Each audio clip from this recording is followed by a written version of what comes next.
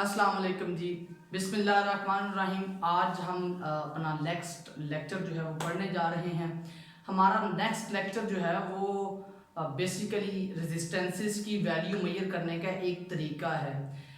आप इसे कह सकते हैं दिस इज कार्बन रेजिस्टेंसेस। तो कार्बन रेजिस्टेंसेस अगर आपको गिवन हो और आपने उसकी रजिस्टर मेजर करनी हो without putting in the circuit, उसका क्या तरीकाकार है। बेसिकली ये जो रजिस्टर जब बनाई जाती है ना, इस पे हम डिफरेंट कलर्स के बैंड्स बना देते हैं।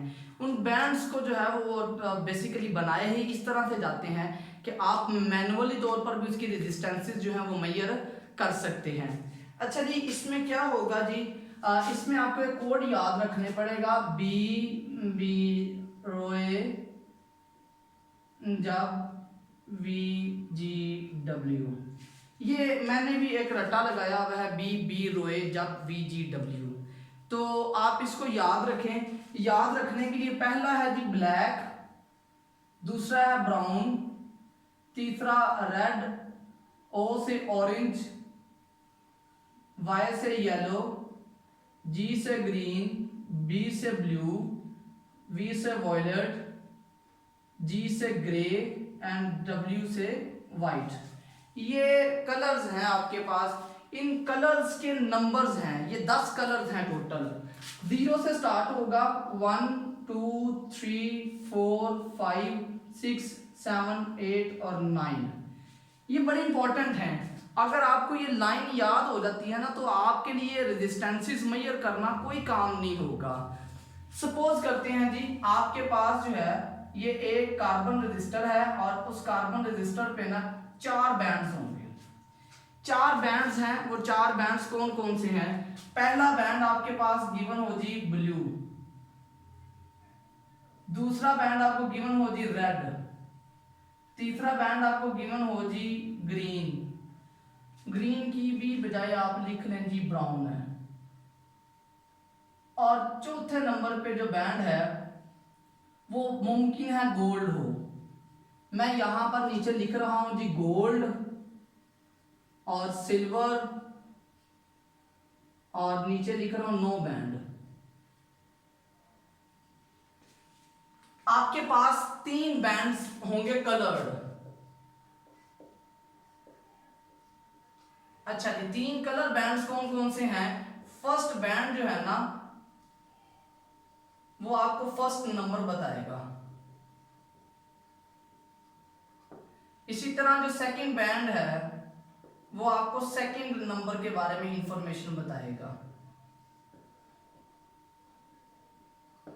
थर्ड बैंड जो है वो बेसिकली हमें क्या बताएगा?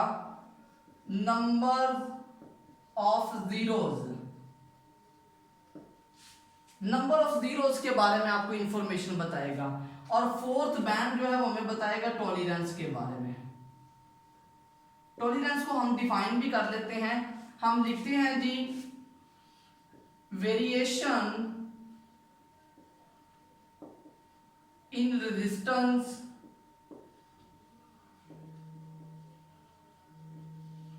From actual value. तो रेजिस्टेंस की एक्चुअल वैल्यू में जो वेरिएशन होंगी उसे हम कहते हैं टॉलरेंस।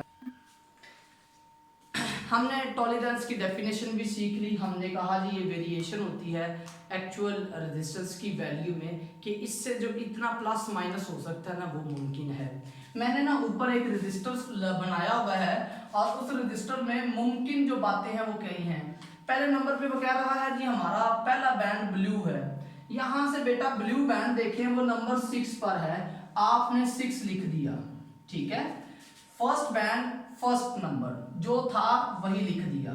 सेकेंडली वो कहता है हमारा बैंड है red, second band second number, वो बैंड आपके रेड 2 नंबर पे है, 2 लिख दिया, ठीक हो गया जी। Third band number of zeros. Third band आपका ब्राउन है, ब्राउन नंबर 1 पे है तो 1 0 लगा दिया हमने।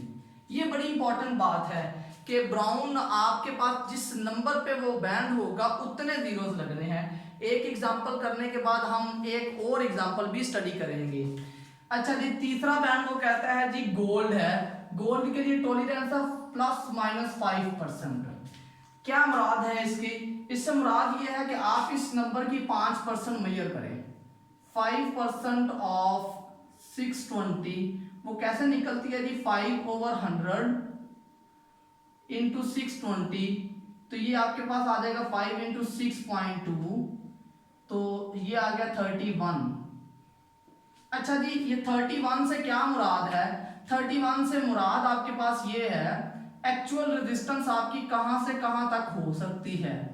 वो आपके पास स्टूडेंट आ जाएगी 620 माइनस 31, ये बचेगी आपके पास 589, और ये इसकी लोअर वैल्यू है।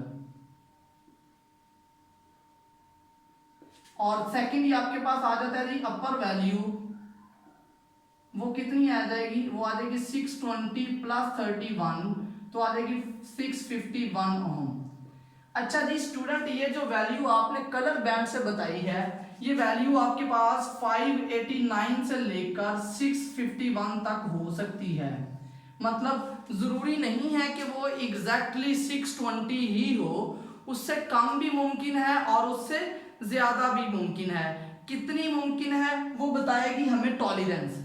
अब ये पेपर में अक्सर एमसीक्यू आया होता है कि अगर रेजिस्टेंस आपकी 1000 ओम है और उस पे सिल्वर बैंड है, तो बताएं अपर वैल्यू क्या होगी या लोअर वैल्यू क्या होगी, या इसकी अपर वैल्यू में कितनी फ्लक्चुएशन है, लोअर वैल्यू में कितनी फ्लक्चुएशन है। ये सारी बातें मिलती जुलती हैं और वो एमसीक्यूज में पूछ लेता होता है। अच्छा जी, इसके बाद एक और एग्जांपल के तौर पर हम बना रहे हैं जी रजिस्टर, और ये मेरी लास्ट एग्जांपल होगी आज की।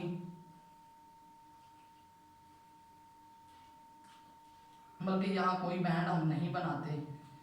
आपके पास पहला कलर है जी ऑरेंज, और दूसरा कलर है आपके पास रेड, और तीसरा कलर है आपके पास येलो, और फोर्थ पे कोई बैंड नहीं है, नो बैंड। अच्छा जी, करना हमने ये है, देखना है कि पहला नंबर किस पोजीशन पर है।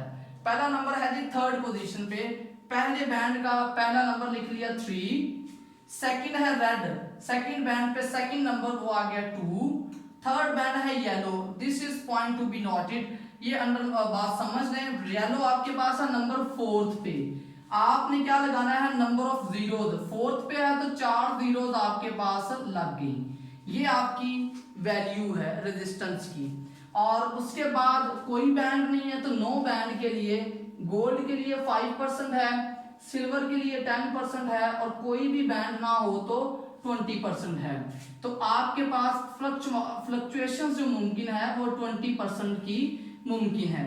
तो स्टूडेंट ये बात हमने यहाँ पर सीख ली है। मैं फ्लक्चुएशन निकाल देता हूँ, 20% वैल्यू कितनी आ जाती है, प्लस माइनस आप लोग खुद कीजिएगा।